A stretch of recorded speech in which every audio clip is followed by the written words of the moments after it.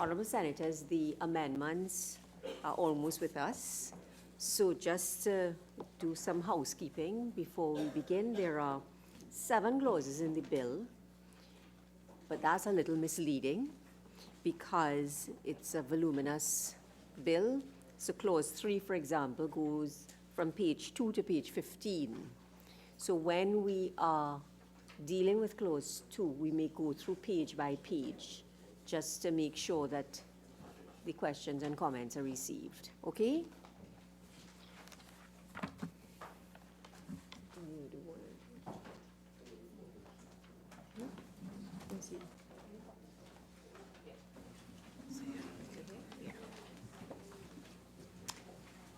Thanks.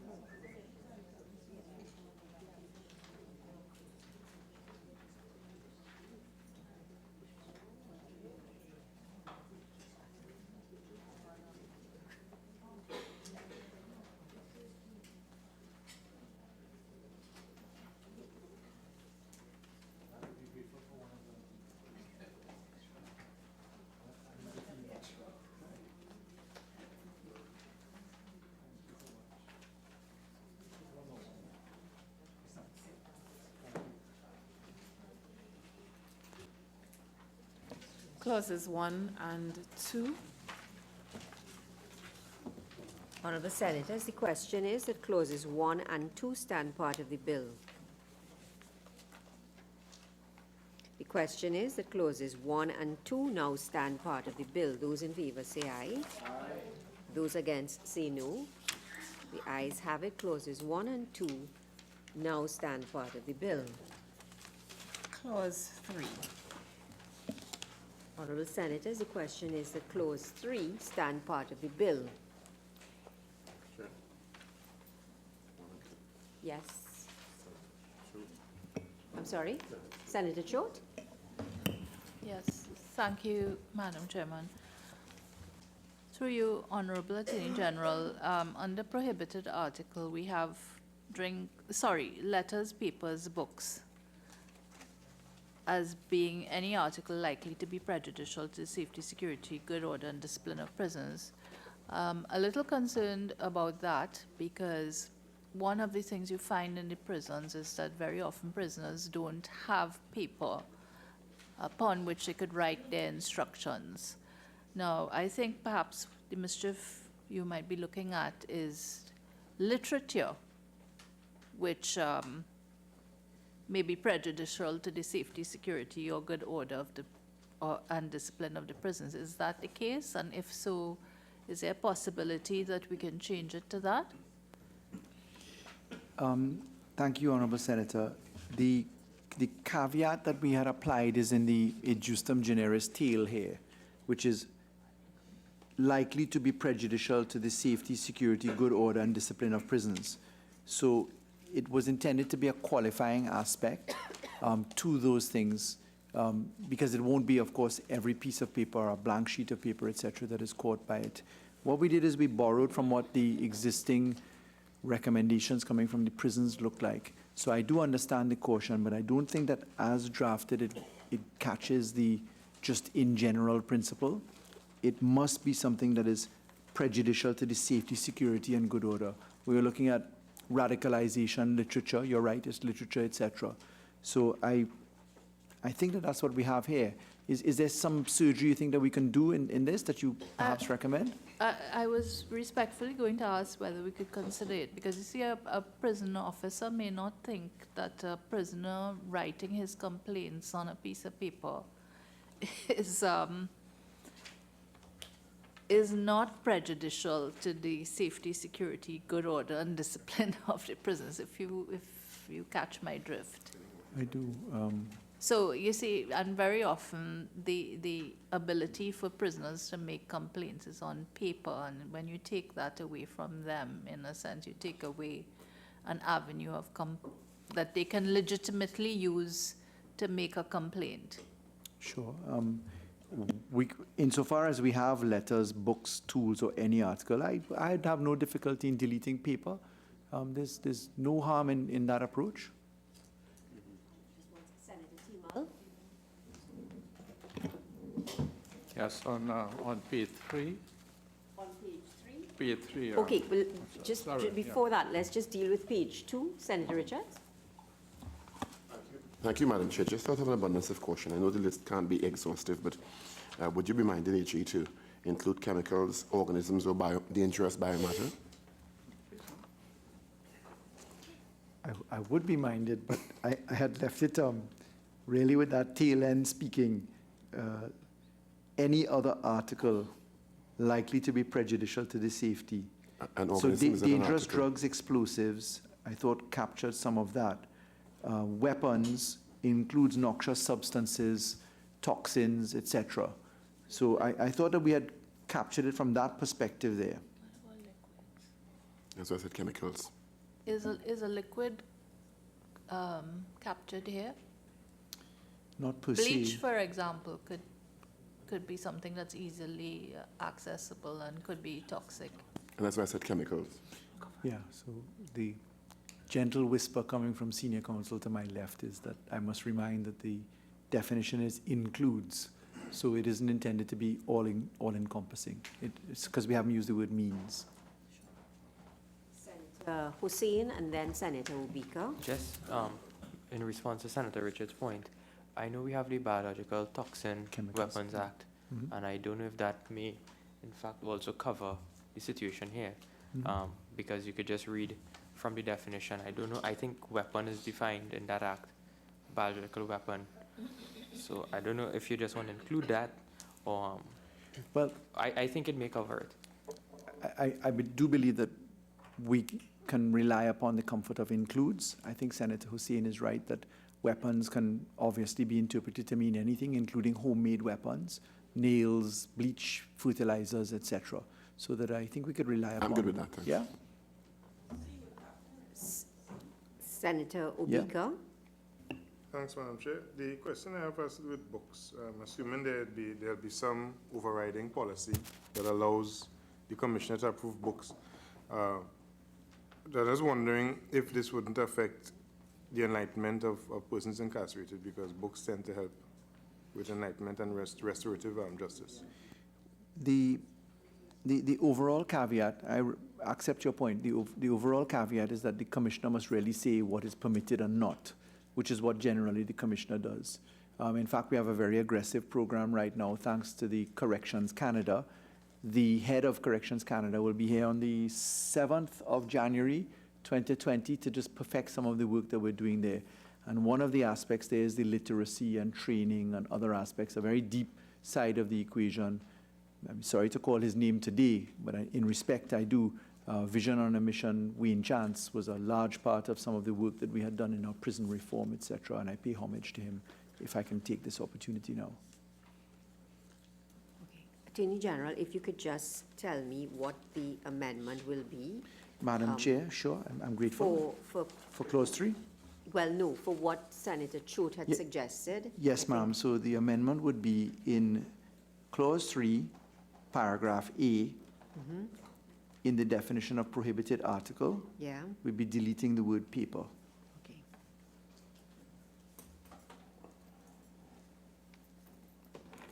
Okay, can we move on to page 3? Senator Timal? Thank you, Madam Chair. Item 3I, rehabilitation centers. AG, I was just wondering if, in terms of Definition? just being general, if we could be specific and name the rehabilitation center. The reason being is that I think here we referring more to the non-voluntary rehabilitation, those who are in rehabilitation due to committing an offense and being found guilty. Yeah. And then if at time the government itself, we get into voluntary rehabilitation centers. If I could assist, the term is a defined term, rehabilitation centers, capital R, capital C. It's in reference to the legislation which creates rehabilitation centers. So the rehabilitation centers in law are what we converted children's imprisonment to be. So we used to have the youth offenders, YTC. We changed YTC legislation, the Young Offenders, YODA we used to call it, legislation, Young Offenders Detention Act was changed to the Child Rehabilitation Centers Act.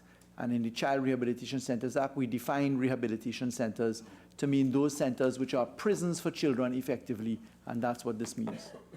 Okay, thank you. Page 4.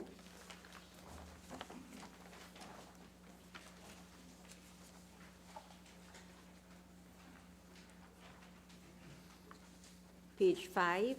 Madam Chair, the government has amendments beginning at page 5.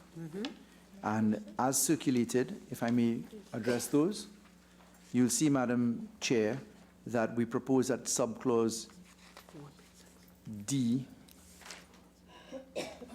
No, that's actually page 6. sorry, page 6. Yeah. I apologize. Sure.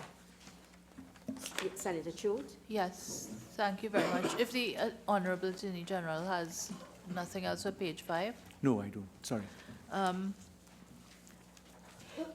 This section basically tries to ensure that a prison officer doesn't do anything for favors or benefits on this kind of thing. Yes. One of the things that happens in the prison is, well, you would find that a prison officer might be facilitated with sexual favors from young women brought to visit the prisoner so that there can be a viewing, and then arrangements are made. But I don't see that that is necessarily covered by any of these subsections here. I was looking at possibly B, and I know we haven't gone on to page 6 yet, Madam Chairman, but I was wondering if either in B or E, we can include the word favor to cover that kind of situation. That's, I think E captures it. Well, first of all, I think that that's an excellent recommendation. Actually ties in with Senator Dial Singh's roving eye as it relates to section 12 of the Act, which says any unauthorized person holding intercourse or interfering with a prisoner while in any prison or public place is liable. But I think that what you have suggested is broader than that. Favors, viewing, etc. So I think that's an excellent suggestion. Perhaps we could look at it in subclause E on page 6. Indeed. I think if we just include the word favor, that might cover Yes, any dealing any number of circumstances. whereby he obtains or might expect to obtain any favor or benefit. Yeah. So yeah, let's put it in. As dealing whereby he obtains or might. So we're proposing in subclause E, after the word any, to include the word favor or benefit. Thank you.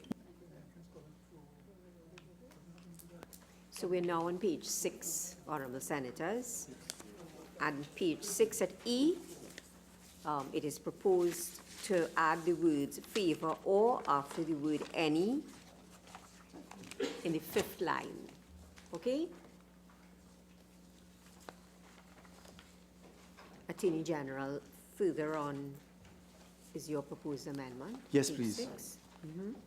At page 6, Madam Chair, our amendments begin at what is proposed there to be 8B, Yes. and we're proposing, in accordance with the recommendations coming from Senator Hussain, that we include or a video recording. So in the proposed subsection 1A, after the word sound recording, we'd add in the words or a video recording. It's as circulated in the amendments before us. That would be number 1 of the proposed amendment. Then we propose in the proposed subsection 3, which is to be found at page. Page 10. Yes, you are ahead of me, Madam Chair. Yes.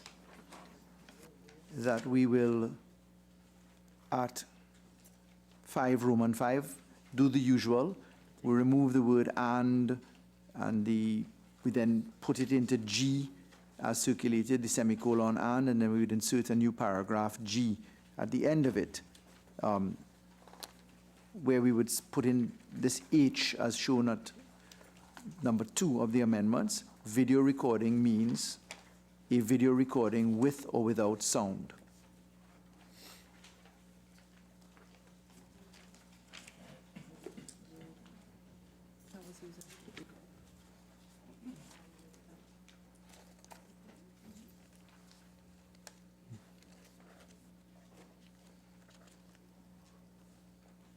Chair.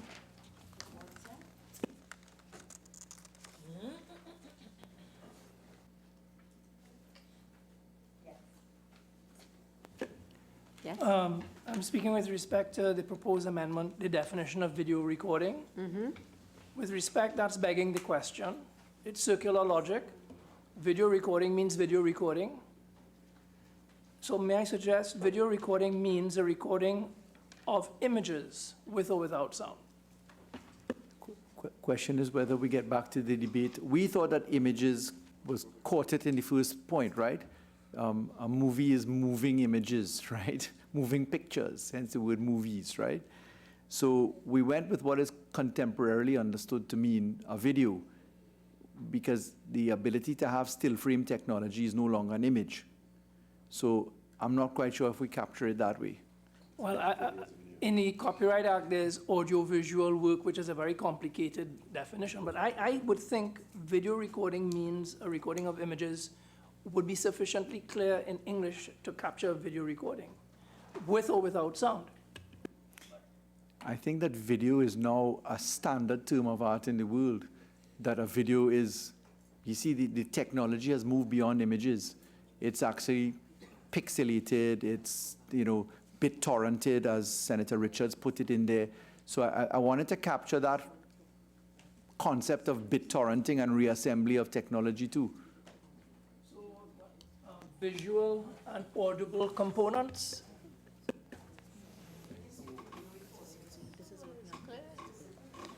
I'm just uncomfortable with video recording means video recording.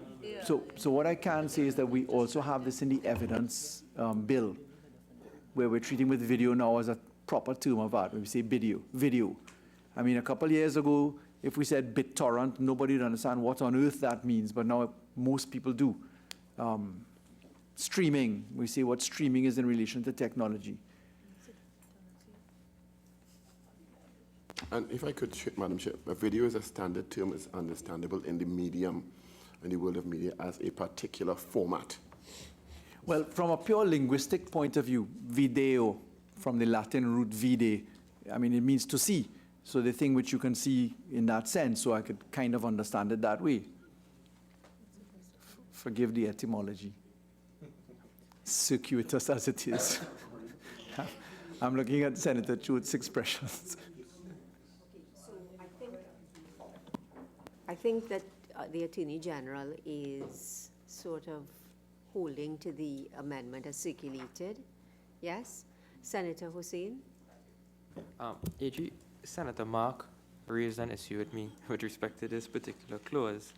And he had raised some concerns that this contemplates any person who would be sharing these videos, and he spoke of the dangers with respect to if a media personnel in particular would have shared a video of something that occurred into a prison, inside of a prison, would they be captured under this particular section?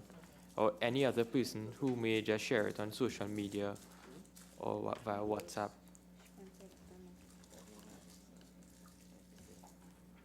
I know the intention is to capture.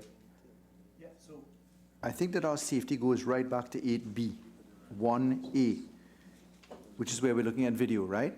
So subject to subsection 2, a person who, without the written authorization of the Commissioner of Prisons, takes a photograph or makes a sound recording, we're adding video now, inside a prison, or transmits or causes to be transmitted any image or any sound from inside a prison by electronic communications, does that, or brings or conveys restricted document, or transmits or causes to be transmitted restricted documents from inside.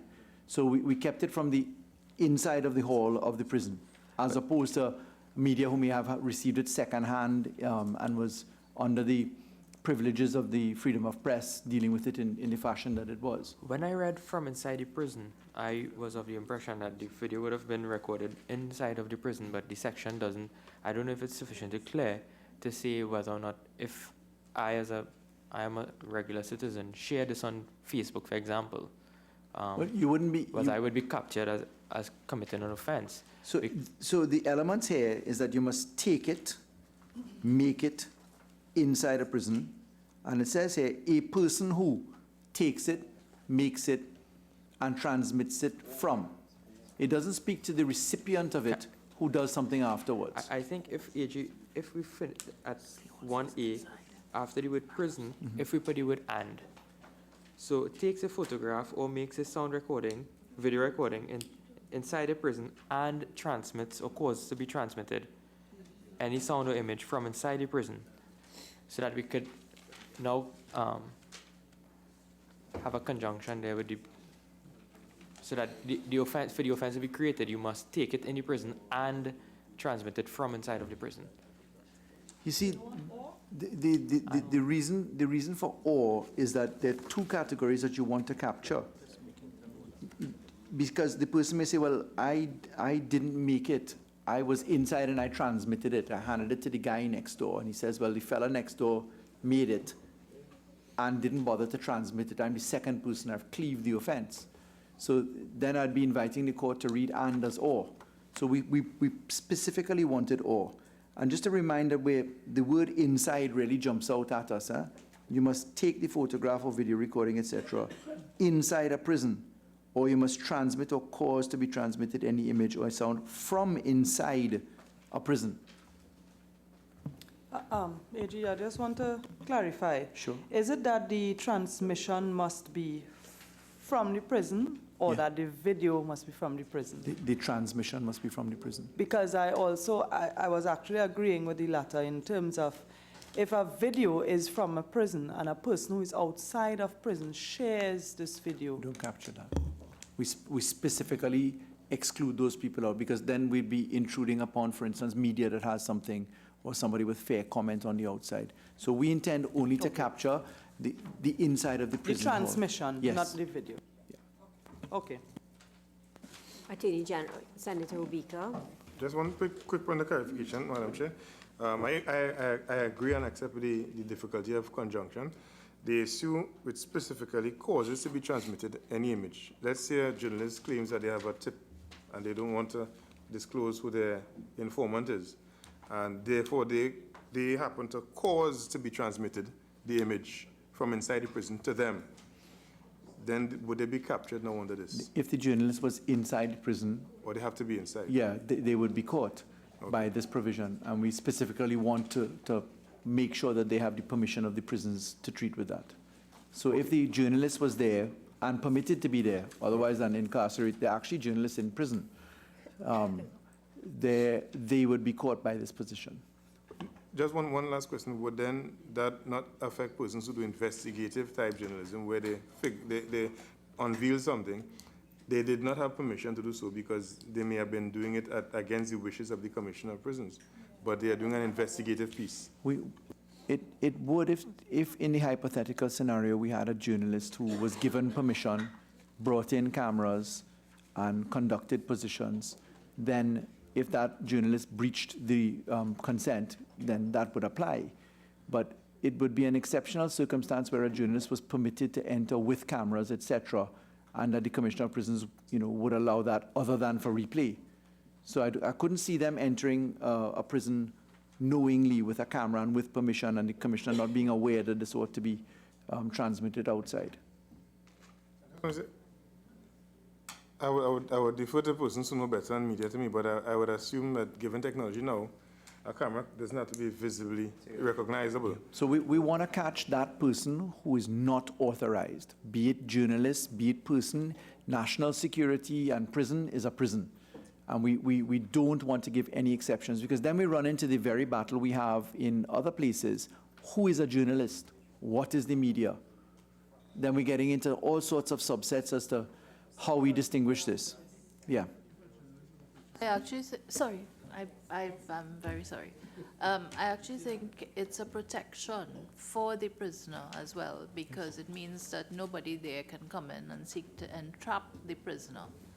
So I think it's important for us to ensure that, you know, it's not like we see on American TV where you have these cameras going in and they seem to have free-for-all inside the prison. That's not how our prisons operate. Thank you. Honourable Senators, having exhausted discussion on this proposed amendment, we'll move on to the latter part of the amendment on page 13, the proposed amendment. Attorney General.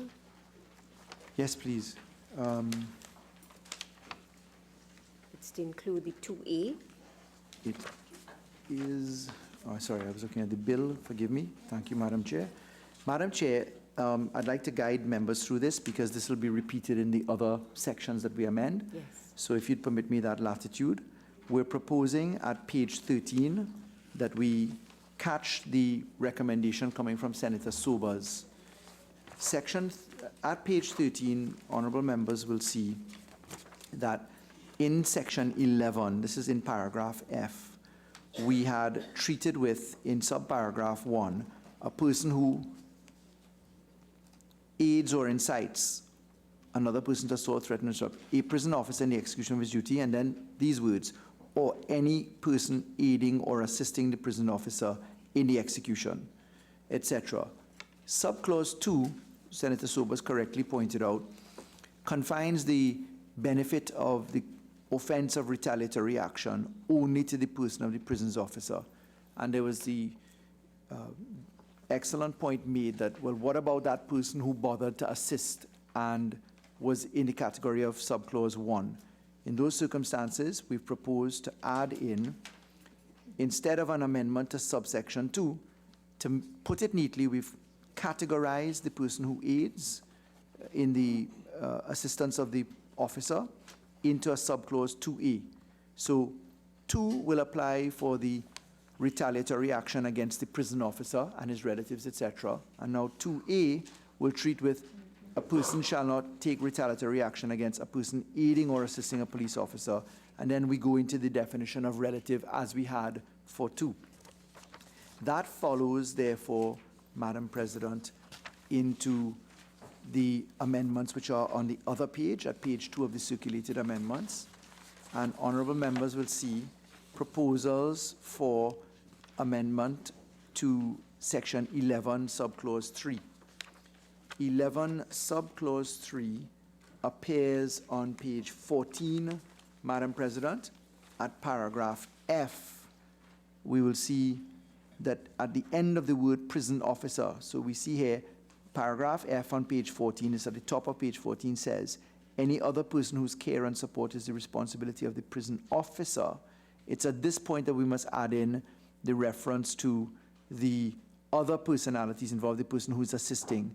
So if you follow me at what is numbered as number 2 on page 2 of the circulated amendments, in the proposed subsection 11.3, A in the chapeau, so that would be on the page over, backward, sorry, at page 13, in the chapeau, for the purpose of subsection 2, we're going to add in 2A. So that's why we're deleting the words relative means as we have it. We're adding in now subsections 2 and 2A. That's effectively what the wording in this paragraph does. And then we go relative means in relation to a prison officer or a person aiding or assisting that prison officer in the execution of his duty as it may be.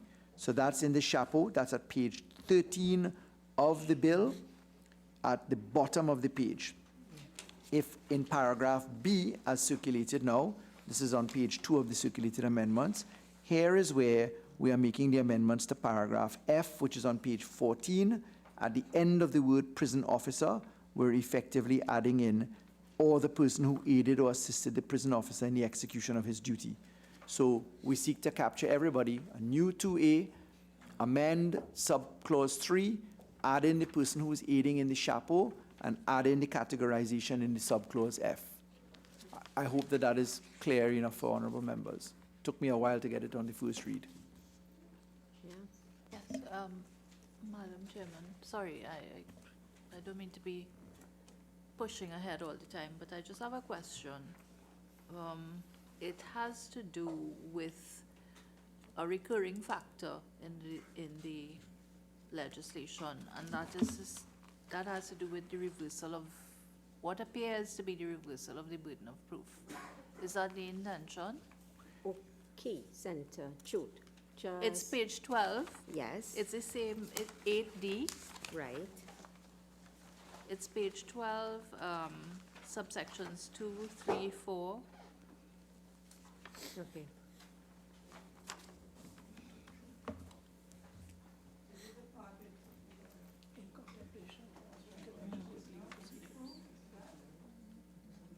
So this is the tipping off provision, yeah? Yes. So it is intended to be that way because we borrowed strictly from Section 51 of the Proceeds of Crime Act, and we wanted to keep it in harmony with that. I was just a little concerned because if that is so, would certain things not follow in terms of what kind of majority is required? No. So we're not affecting Section 5(2)(f)(3). We're not affecting Section 5 rights because it specifically says that nothing in relation to this bill shall affect the fact that you're putting a burden to prove a point of fact. So we're not outside of the Constitution there, because the Constitution has that caveat on the reversal of burden in Section 5 of the Constitution. Had we done it otherwise, then we would need to look at the Section 5 exception in Section 13. Just one second. I don't know, Senator Choate, you are finished? Yes, thank you. Yes. Senator Thompson, aye? Yes, I tried to raise it before. If he proves that in 4 on the same 12, if you change that he did not know instead of if he proves, is that what you do not want? Well, you would still have to go through a process of treating with that.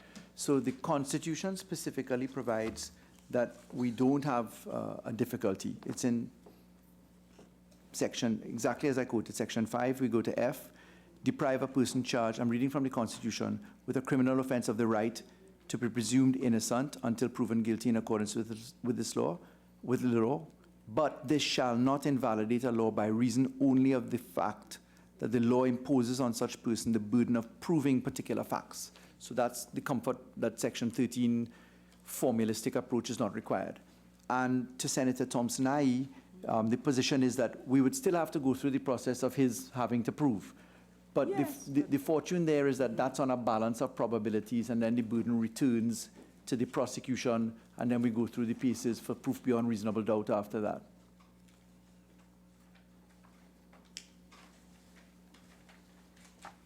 More particularly, we needed to keep it on all fours with POCA, Proceeds of Crime Act, Section 51. And this is exact wording from the Proceeds of Crime Act, except we don't use money laundering, we use offense.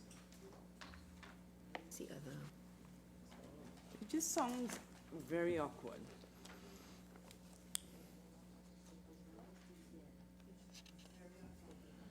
So, honorable senators, the question is that clause 3 be amended as circulated by the Attorney General, on behalf of the Attorney General, and further amended at page 2 by deleting the word paper, and at page 6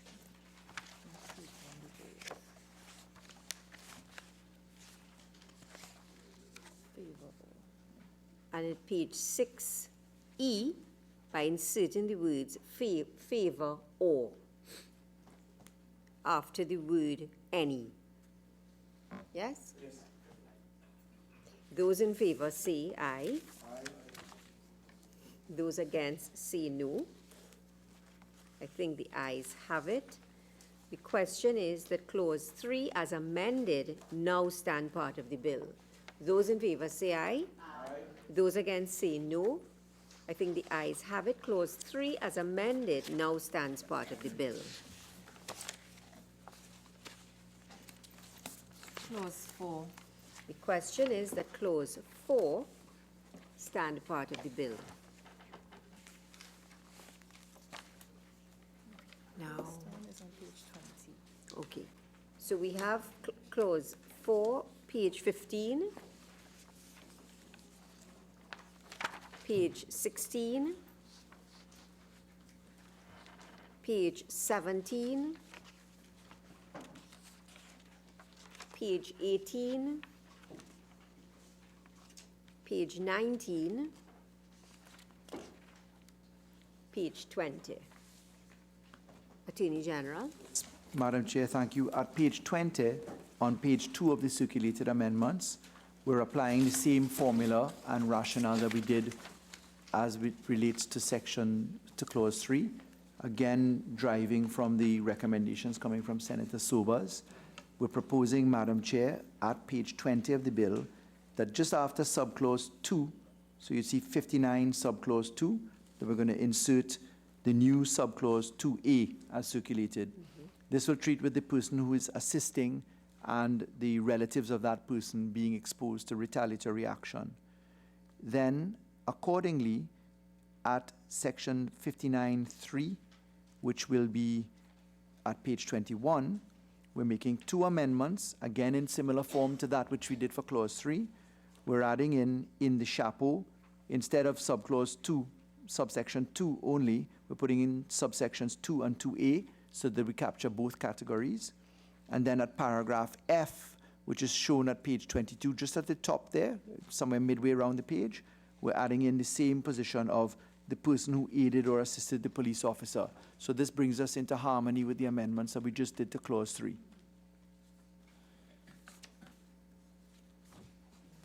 Those are the proposed amendments, Madam Chair. Senator Mean. Madam Chairman, it was also raised, it is presumed that where you have police officer, it is a police officer in active duty. Senator Yes. Haynes also raised the Yeah. fact, retired police officers. And She did. I sought to address that in the course of my debate by saying it was an excellent point, but the traversing of the point to prisons, to customs, to immigration, to the others was something we needed a little bit more exploration on, how to actually capture that person who's still, if I could use the term, tethered to the job, retired but still tethered. I think it's a very good point. But I'm not in a position to make that policy shift just yet. I'd need to go back to the drawing board on that one and to come back again. So I certainly give the undertaking to look at it. There's another round of amendments to come as we treat with other aspects of SRPs. Maybe we can convert that into miscellaneous provisions. Senator Chu. if I may, there's a suggestion where in 59, Yeah. 1B, you indicate towards the last part of that paragraph, intimidate or retaliate against a police officer while engaged in the execution of his duty. Yeah. I'm just asking if that is an area there where you could accommodate. So it probably is, but the thing is that a retired police officer is not a police officer. Yeah. So that's the difficulty that we'd be having, how we capture, that's why I use the term tethered, because you're in a pseudo activity, you're still participating in it. So it certainly is a good point, but I'm not yet in the process of making law able to make that policy decision just yet. Okay, fair enough. Senator Choate. Thank you, Madam Chairman. Honorable Attorney General, page 22, I was looking at 61A, and it's the same point I made earlier. Is there any possibility that we could include favor, the word favor, to cover Sure. intangibles? Yes, yes.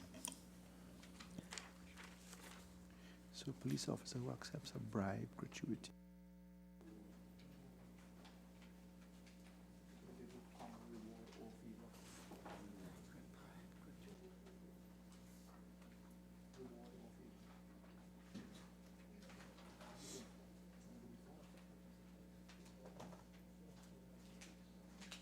So, Madam Chair, if we could, after perquisite, include favor.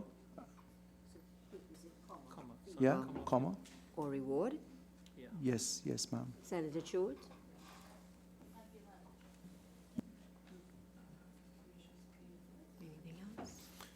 That's very true. So Me- honorable senators, the question is that clause 4 be amended as circulated and further amended at page 22, 61A, by including a comma after the word perquisite and the word favor. Yeah? Those in favor say aye. Those against say no. I think the ayes have it. Honorable senators, the question is that clause 4 as amended now stands part of the bill. Those in favor say aye. Those against say no. I think the ayes have it. Clause 4 as amended now stands part of the bill.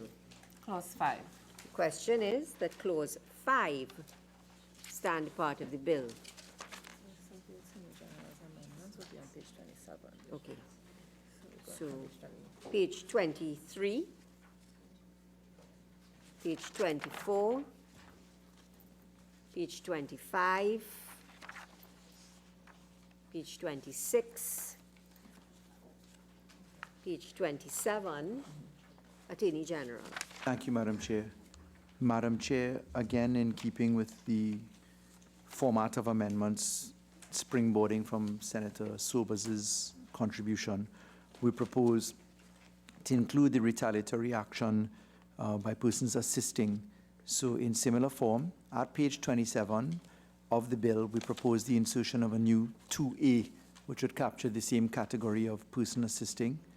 In keeping with that, we then go to the amendment in 41B3, which would, in the chapeau, it's just after where we insert that new clause at page 27. In the chapeau, after the word officer, we'd be including the words as circulated. Instead of subsection 2, we'd have subsections 2 or 2A.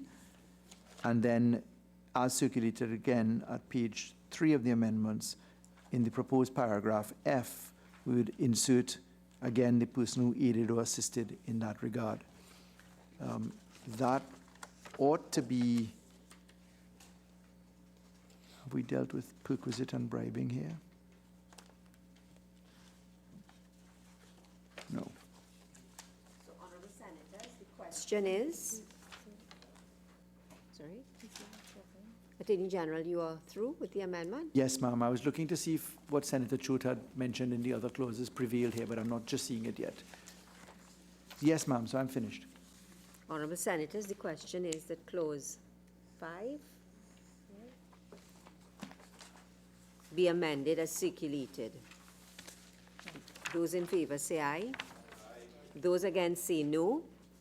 I think the ayes have it. Honorable senators, the question is that clause 5 as amended now stand part of the bill. Those in favor say aye.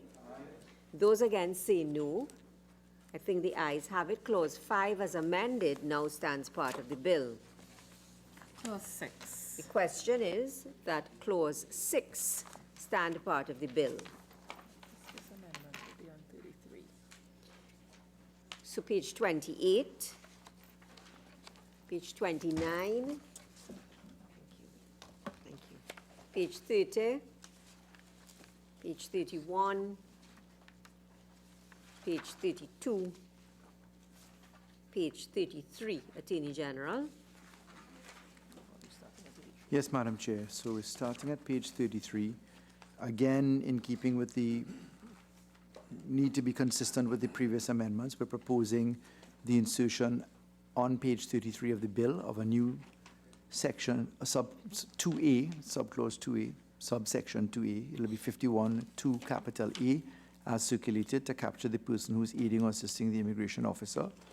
And accordingly, a little bit lower down in 41B3, again to amend the chapeau to make reference to subsections 2 or 2A, as we've now added the 2A.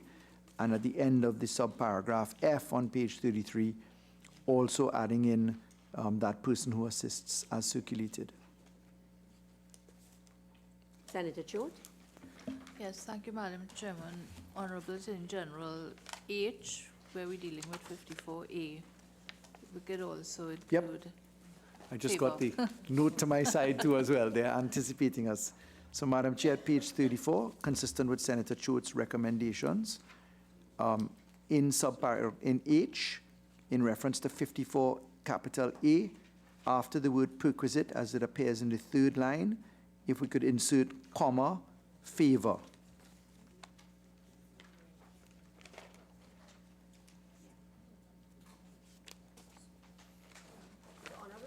The question is that clause 6 be amended as circulated and further amended at page 34, at 54A, line 3, by inserting a comma after the word perquisite and the word favor.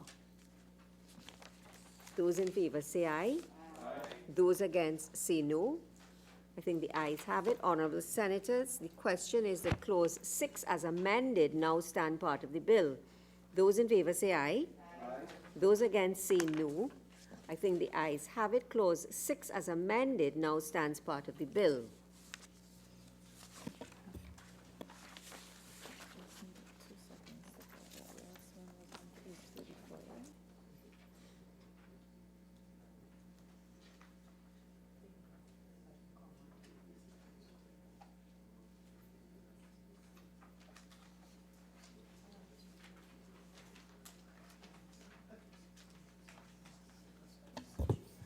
Clause 7. The question is that clause 7 stand part of the bill. Page 35, page 36. 36? Attorney General. Madam Chair, as circulated, again for consistency in accordance with the amendments we've made for adding in the person who assists, we're proposing the insertion of a new 2A as circulated. And again, for the amendment in section 5A3 for the now established formula of the chapeau and the words at the end of paragraph F as circulated, Madam Chair.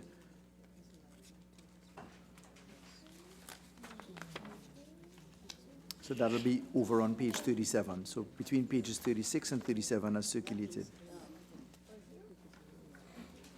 Okay. Honorable Senators, the question is that clause 7 be amended as circulated. Those in favor say aye. Or one more observation that Senator Sobers raised with me, and I'd invite you to page 40. Is it in your amendment? No, Madam Chair, it was just raised with me, and I think that there's merit. It is in paragraph F in relation to section 216. And section 216, if I could just pull that up, of the Customs Act. Section 216 of the Customs Act is where we treat with an officer taking unauthorized fees, etc.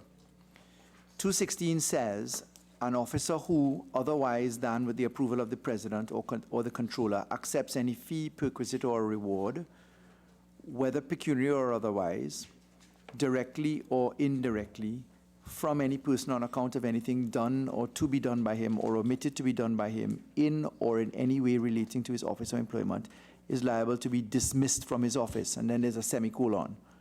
And then it goes on to say, and any person who gives, so now they're treating him with the person who gives, not the officer, offers or promises to give any such fee, perquisite, or reward, is liable, and this is where we propose the summary and indictable treatment. What we'd like to do, Madam Chair, is to pin the liability. We'll borrow Senator Choate's recommendation of a favor. We'll add it into this. And we will also treat the officer not only with the liability for dismissal, but being subjected to tripping the offense as well. In other words, then, summary conviction or indictable route. We're just writing it out for you now. So we're proposing an amendment to section 216. It'll be an amendment to subparagraph F of clause 7. And it's in section 216. And we're going to just propose those words for you now, Madam Chair.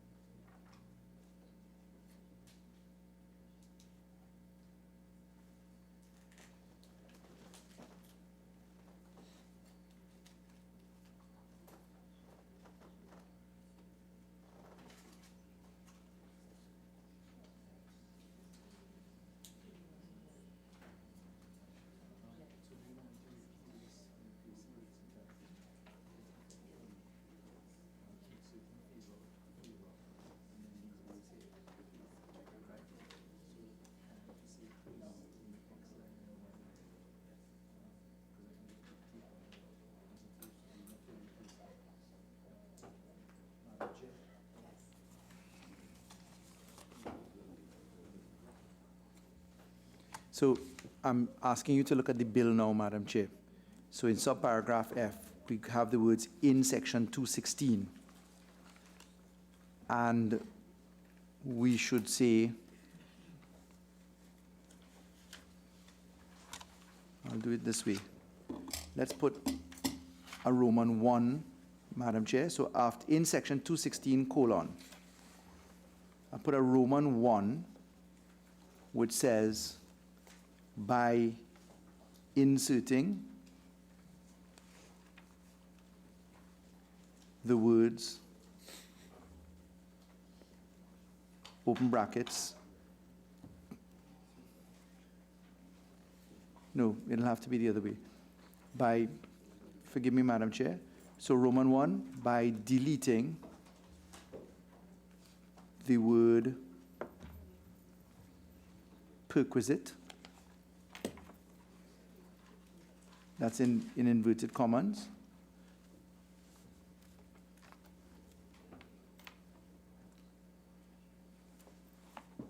wherever it appears,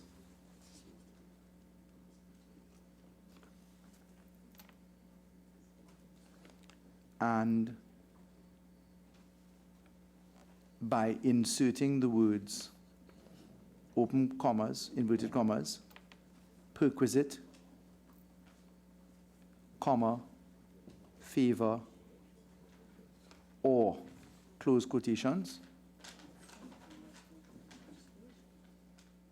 So that's Roman 1. And then Roman 2 would be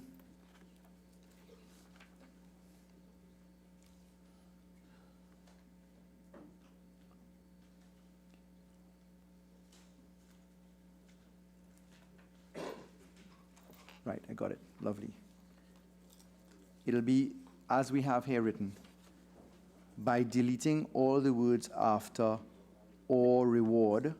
No, by deleting. So it's as you have in F, right? Yes. So what you have after 216, the words that appear there, if you just insert a Sure. Roman 2, So by deleting all the words. right, so it'll continue to read as was. By deleting all the words after the words or reward in the second place where it occurs, and substituting the following words, where you have the inverted commas, is liable, we're going to insert the following words. Or any officer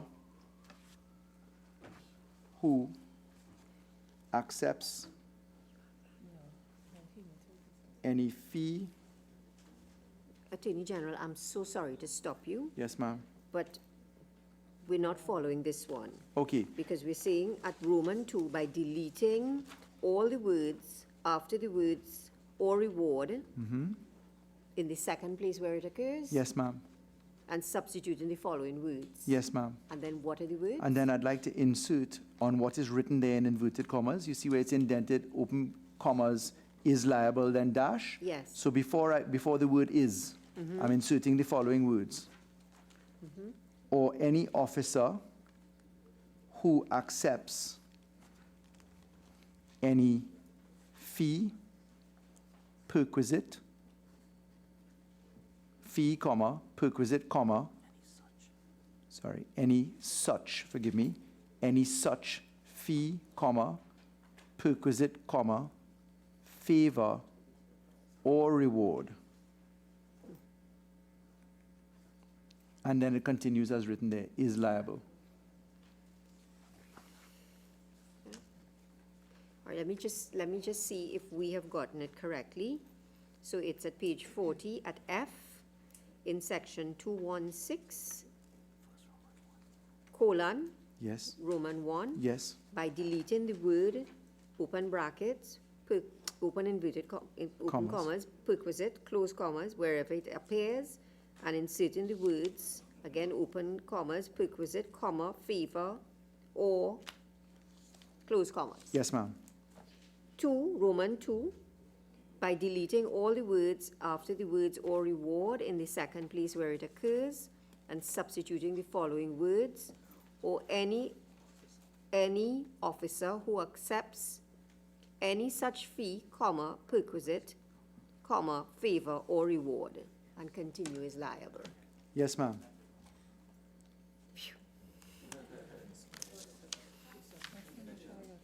Any, any questions or comments? I thank you for that. So I shall now put the question. The question is that clause 7, We have on page 41, G, in section 217.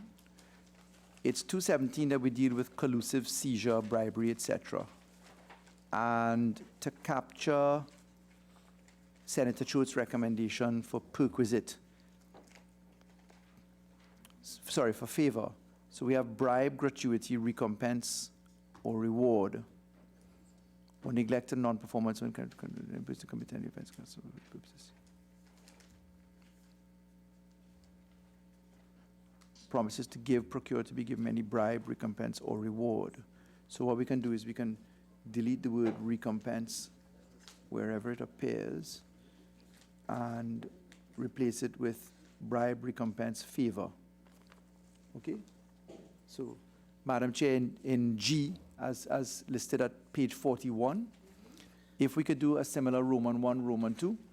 So after the word 217, after the number 217, so in section 217, colon, Roman 1, by deleting the word, open quotes, recompense, recompense, wherever it appears, and by inserting the words, and by substituting, forgive me, and by substituting the words, open quotes, recompense, comma, favor, or.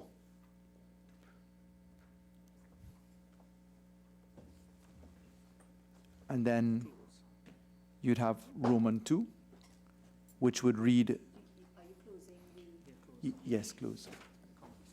Forgive me, semicolon and then what is written there would become Roman 2 by deleting the words 200,000, etc.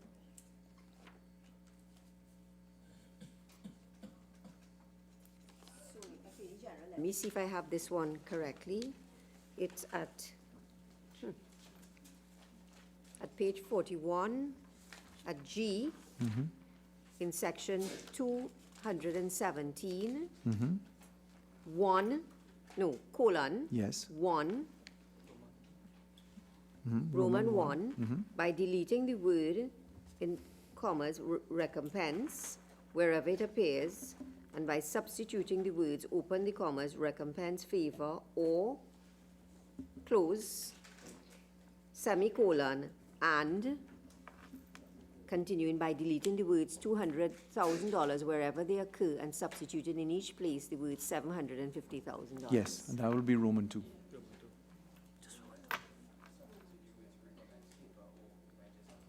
Recommends favor. Recommends comma favor. Yes, it's recompense, comma, favor. Okay. You have or as part of the amendment? Yes. Yeah. You have or after the. Oh, I see, because it has already. reward, right? So Senator Hussain is pointing out the fact that we may have a redundancy of the word or, so that we just delete the word or in what was dictated in Roman 1. Thank you.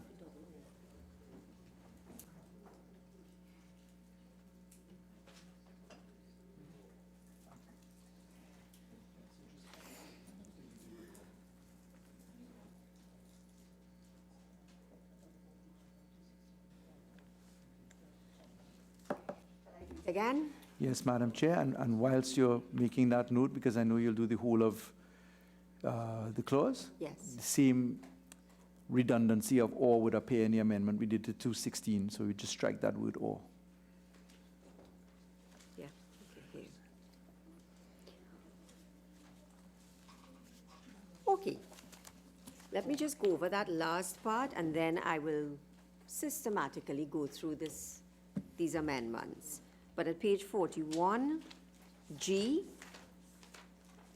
in section 217, colon, Roman 1, by deleting the word, open quotation marks, recompense, close quotation marks, wherever it appears, and by substituting the words, open quotation marks, recompense, comma, favor, close quotation marks, semicolon, and by deleting the words $200,000 wherever they occur and substituting in each place the word $750,000. Yes, ma'am. Yeah?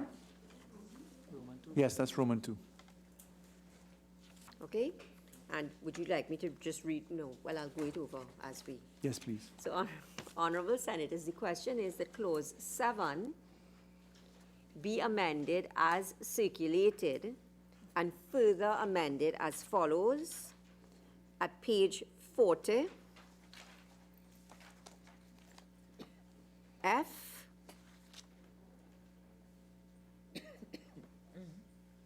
as follows in section 216, colon, Roman 1, by deleting the word, open quotation marks, perquisite, where, close quotation marks, wherever it appears, and inserting the words and substituting the words, open quotation marks, perquisite, comma, favor, close quotation marks.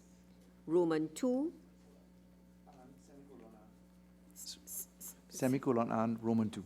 semicolon and Roman 2, by deleting all the words after the words or reward in the second place where it occurs and substituting the following words, or any officer who accepts any such fee, perquisite, favor, or reward. And continuing as Yes. written. Yes, ma'am, that's exactly it. Those in favor say aye. Aye. Those against say no. I think the ayes have it. The question is that clause 7 as amended now stand part of the bill. Those in favor say aye. Those against say no. I think the ayes have it. Clause 7 as amended now stands part of the bill.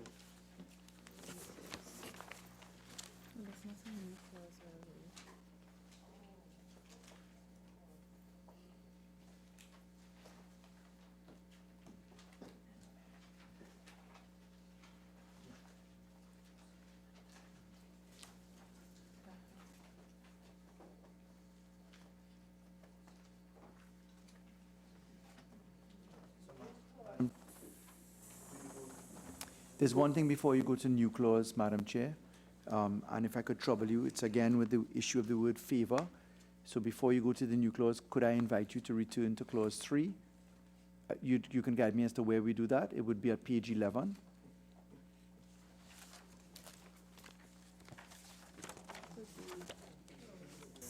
Clause 3 revisited. Attorney, the clause 3 stand part of the bill. Attorney General. Yes, please. Thank you, Madam Chair.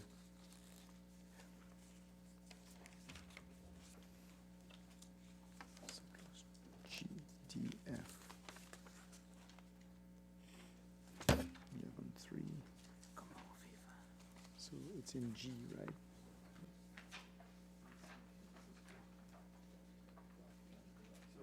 Chair, it will be in clause G. It's not circulated, I'm just pointing it out now, right? So it'll be in clause G at page 11. Page 10, clause G starts at page 10. But the amendment is really on page 11. Yes. And it's in 8C. It will be to delete the word perquisite and substitute the words perquisite, comma, favor.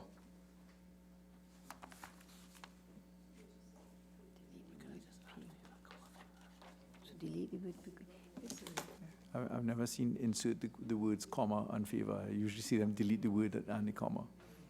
Yeah. perquisite.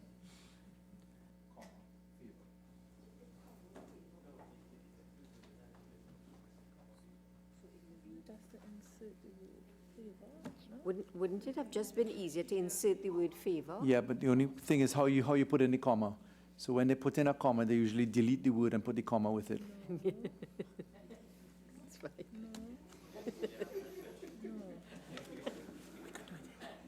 Insert the word comma favor. I haven't seen the word comma appear like that. Okay, I'm told there's a dictation act, Madam Chair. An interpretation act. I wanted to know if there's something I didn't know. So we can just insert the word favor. Comma favor. So Madam Chair, in 8C, we are going to go with insert the words, after the word perquisite, we'll insert the words, comma, favor. But not COMME. So at 8C, after the word perquisite, insert the words, comma, favor. Yes, ma'am.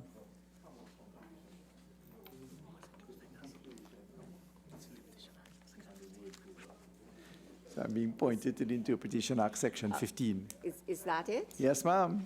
So, Honorable Senators, the question is that Clause 3 be amended as circulated and further amended at page 2 by deleting the word paper and at page 6 by inserting the word at E, the words favor or,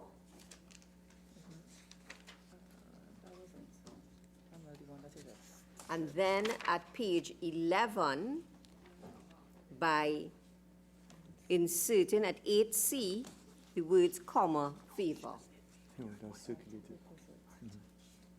Yes, ma'am. Those in favor say aye. Aye. Those against say no. The ayes have it. The question is that Clause 3, as amended, now stand part of the bill. Those in favor say aye. Aye. Those against say no. The ayes have it. Clause 3, as amended, now stands part of the bill. New clause. New clause 8. New clause 8. New Clause 8, Chapter 1503. The question is that new clause 8 be read a second time. Those in favor say aye. Those against say no. I think the ayes have it. New clause 8 will now be read a second time. New Clause 8, Just 1 second, Senator Thompson. Aye. New Clause 8, Chapter 1503. Attorney General.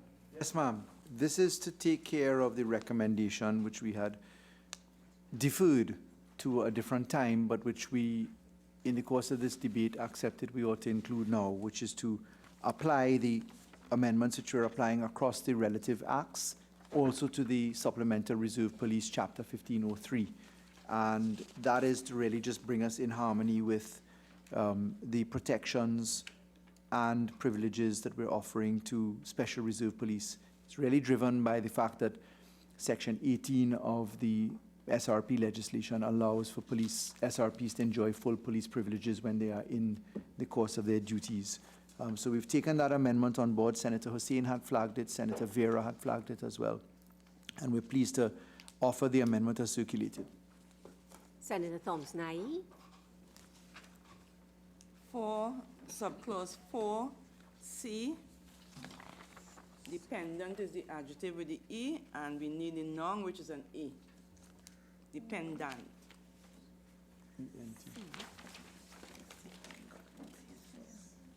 Dependent. Dependent with an A, D-A. I don't think the interpretation act is anything different. Senator Vera. AG, I'm looking at municipal police. Yes. I don't think I'm not sure if they fall under special reserve. I think they're in They a are category under of their the, own. yes, they're under the Municipal Municipal Corporations legislation. Part 3 of the Municipal Corporations Correct, Act. yes. And we have supplemental police, and in their category of estate police and reserve police as well, still to look at. Okay. But remember, we have the local government legislation committee, which is sitting on that aspect, which can treat with that end. So we're in a JSC on that, which sat up to this morning. So Ma'am. we'll be Senator proposing the Hussain. amendments there. AG, I don't know the section that we had with respect to bribes. I don't see it as part of this amendment. No, what we did is we amended the law as it stood. The SRP legislation is very short. So we only had the sections that you see here, section 21, 22, sections 14.2, 15.2, where we treated with that. We still have to do some further surgery on supplemental police. We also have regulations to bring for municipal police and SRPs as well, consistent with the Privy Council rulings that were recently made. So we will come back at a later time to deal with the issues of the Yep. bribes and the gratuities. Yeah, we're doing some work on that at the AG's office to try and harmonize those things. There's one more, Madam Chair. One more. Clause? No, just 1 second. Yeah? So, Honorable Senators, the question is that new clause 8 be added to the bill. Those in favor say aye. Aye. Those against say no. I think the ayes have it. New clause 8 now stands part of the bill.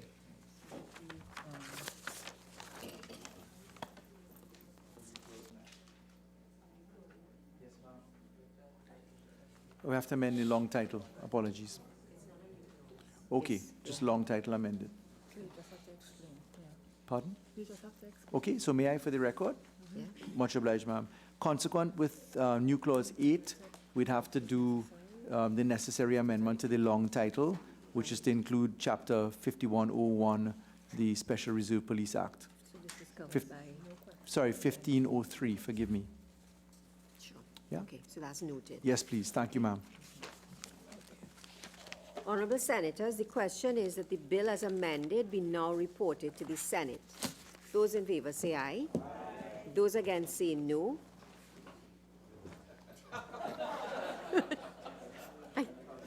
I think the ayes have it. The bill as amended will now be reported to the Senate. That was my paper, that's slid. Thank you.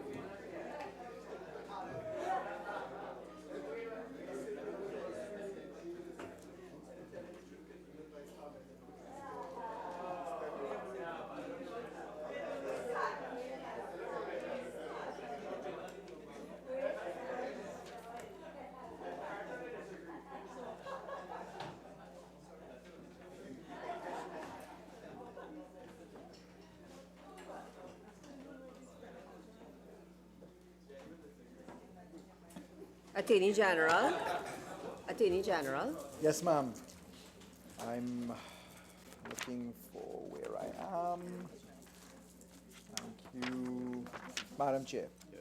Madam President, I wish to report that a bill entitled An Act to Amend the Criminal Law Act, Chapter 1004, the Prisons Act, Chapter 1301, the Police Service Act, Chapter 1501, the Supplemental Reserve Police Act, Chapter 1503, the Immigration Act, Chapter 1801, the Fire Service Act, Chapter 3550, and the Customs Act, Chapter 7801, was considered in Committee of the Whole and approved with amendments.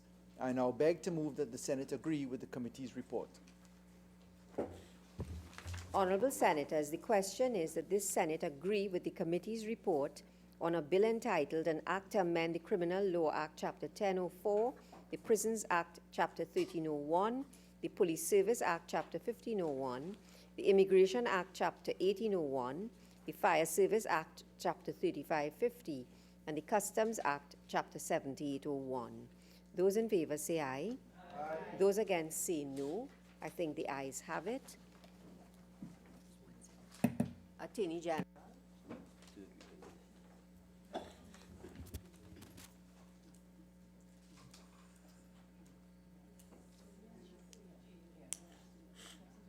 Yep. Yeah, I said it, but the President. I said it. I put in 1503. It would just be for you.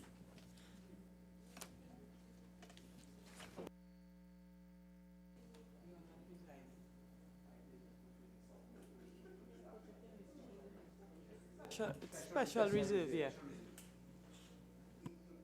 SR.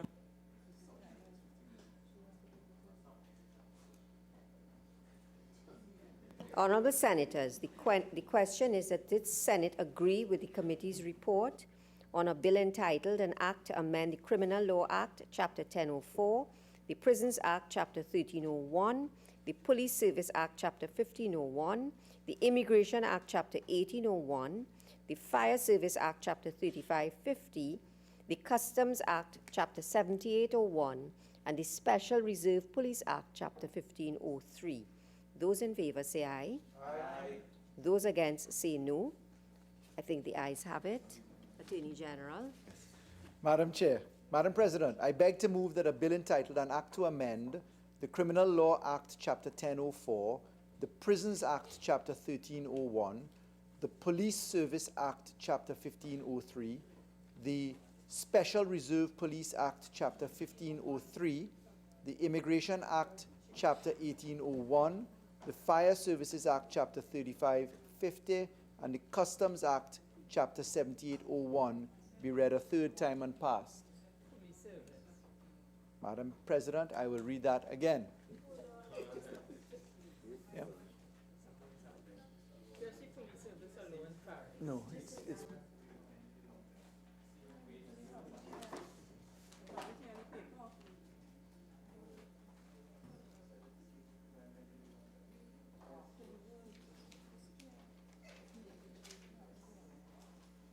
Madam President, the clerk is not listening.